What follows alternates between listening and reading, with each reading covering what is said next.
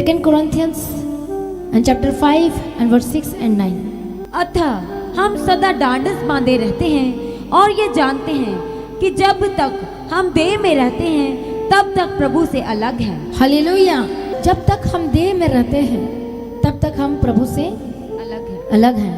अब बोलो कि देह में तो रहना पड़ेगा, हम इधर उधर थोड़ी ना जा सकते हैं। देह में रहने का मतलब ये है, हालेलुया, जैसे कि यूहन्ना 1 जॉन और वहाँ पर हम पढ़ते हैं 2 अध्याय उसका 16 वचन में कि 3 चीज़ें हैं।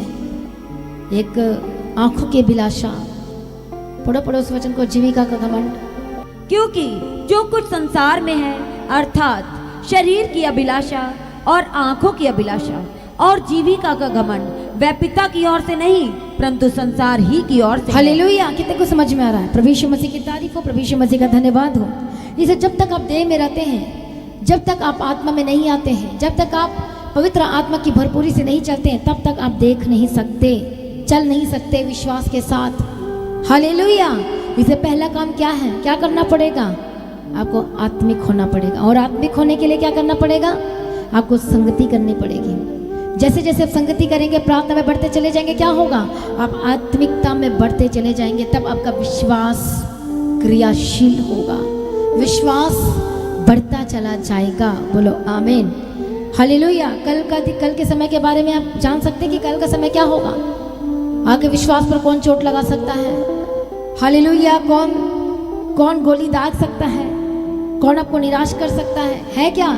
लेकिन जब एक विश्वासी लगातार परमेश्वर के वचनों में बना रहता है, लगातार प्रार्थना में हर दिन सुबह, हर दिन अपना जीवन यीशु को देता है, तो उसे पता है कि मैं विश्वासी हूँ और मैं अपने लाइफ को, अपने आत्मा को, अपने प्राण को, अपने शरीर को मैं क्या नहीं कर सकता? मैं दाग लगने नहीं दे सकता।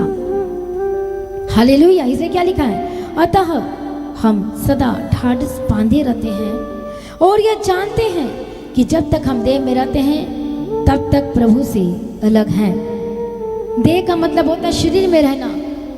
हालेलुया। शरीर में रहने का मतलब गलातियों की किताब 5 अध्याय 18, 19, 20, 21, 22 आप पढ़े उस वचन को, और लिखा है शरीर में रहना का मतलब होता है अपनी शरीर की इच्छाओं को पूरी करना। शरीर क्या क्या डिमांड करता है? ज़्यादा सोना डिमांड तो नहीं करती है। हालेलुया। क्या क्या डिमांड करती है? आपकी आंखें। क्या चीज़ आप अपने फ़ोन में सबसे ज़्यादा क्या चीज़ देखते हो? वही आप मूर्ति पूजा करते हो, याद रखना। हालेलुया। जिससे ज़्यादा प्रेम करते हो ये मूर्ति पूजा के बराबर। आप बोलते मैंने मूर्ति पूजा छोड़ दिया है, लेकिन वचन में लिखा है लोभ जो मूर्ति पूजा के बराबर। यदि सबसे ज़्यादा पैसे से प्रेम करते हैं तो वो मूर्ति पूजा के बराबर है। और ये क्या है? ये देह की क्रियाएं हैं।